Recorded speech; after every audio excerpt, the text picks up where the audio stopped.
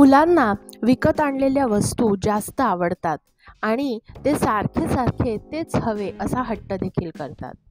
आज आपण अशीच एक विकत मिळणारी गोष्ट घरी बनवणार आहोत. आपण जसे बाहेर विकत मिळतात तसे चिजलिंग्स घरी बनवणार आहोत, जे बनवणं अतिशय एकदम सोपं आहे आणि एकाच वेळेला आपण खूप सारं बनवून तयार करून ठेवू शकतो. तसेच आपण ते अनेक दिवस टिकवून सुद्धा ठेवू शकतो. हे बनवणं इतकं सोपं आहे की एकदा घरी बनवलं की आपण ते बाहेरून कधीच आणणार नाही.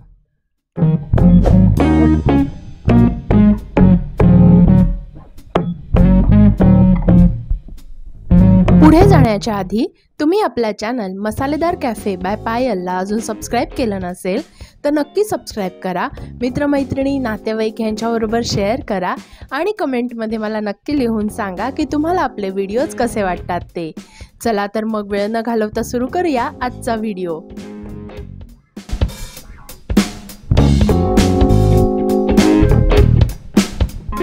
बाहेर जे चिजलिंग्स मिळतात ते फक्त मैद्याने बनवलेले असतात, पण आज आपण इथे 1 कप मैदा व 1 कप गव्हाच्या पिठाने बनवणार आहोत.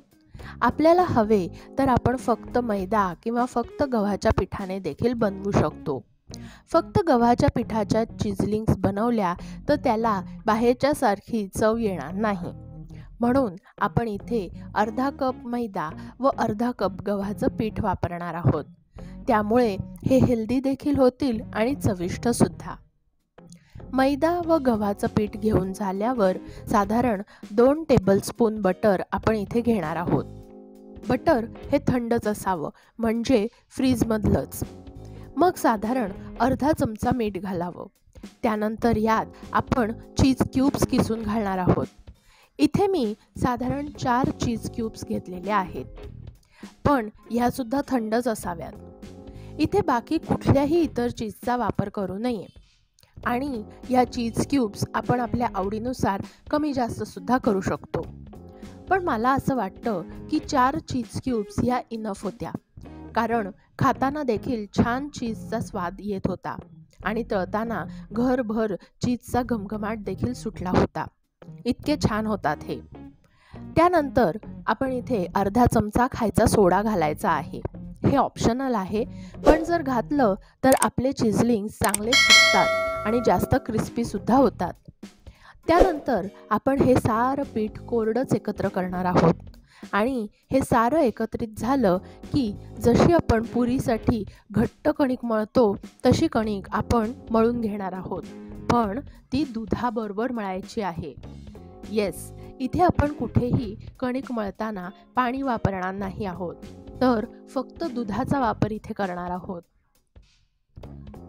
आता छान घट्ट अशी तुम्ही कणिक मळून घेतली की साधारण 15 मिनिटं ती आपण बाजूला ठेवायची आहे, म्हणजे मग ह्याच्यातला सोडा ॲक्टिवेट व्हायला मदत होईल.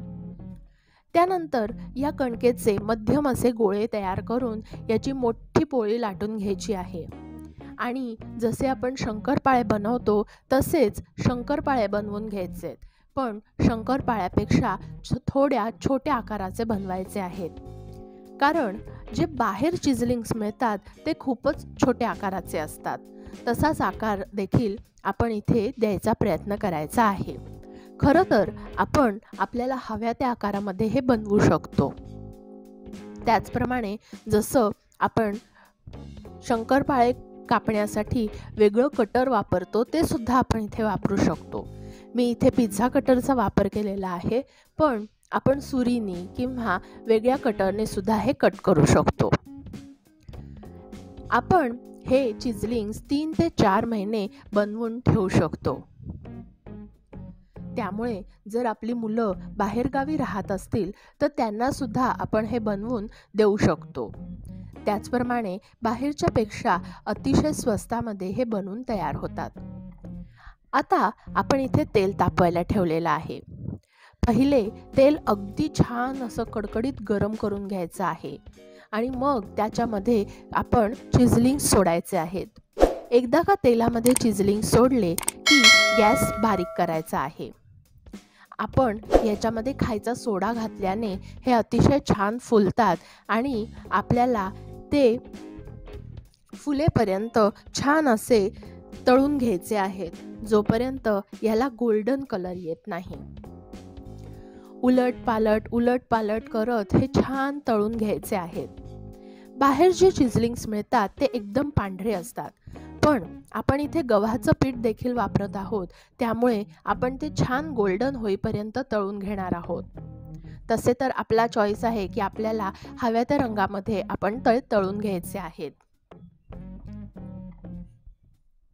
अशाच प्रकारे आपण हे सगळे चिजलिंग्स तळून घेणार आहोत. बघताय ना आपण किती सारे चिजलिंग्स बनवलेले आहेत ते, आणि हे इतके क्रिस्पी होतात की आपण ते हाताने देखील तोडू शकतो. आपल्याला हव्या त्या फ्लेवरमध्ये आपण हे बनवू शकतो. म्हणजे आपण यावर चाट मसाला, पुदिना पावडर काहीही घालू शकतो.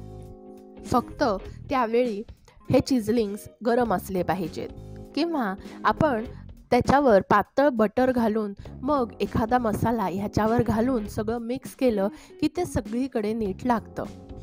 खरं तर बाजारामध्ये जे चिजलिंग्स मिळतात ते कुठल्याही फ्लेवरचे नसतात, एकदम प्लेन असतात.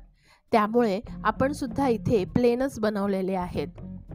जरी ह्यात गव्हाचं पीठ असलं तरी ते आपल्याला कळत नाही आणि ते जास्त टेस्टी सुद्धा होतात.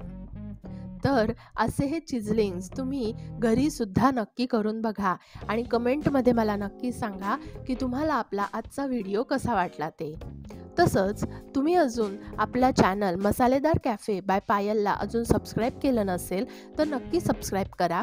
मित्रमैत्रिणी, नातेवाईक सगळ्यांबरोबर शेअर करा, लाईक करा आणि कमेंट्स करा. आपण भेटूया पुढच्या व्हिडिओमध्ये. तोवर असंच घरचं खा आणि स्वस्त रहा.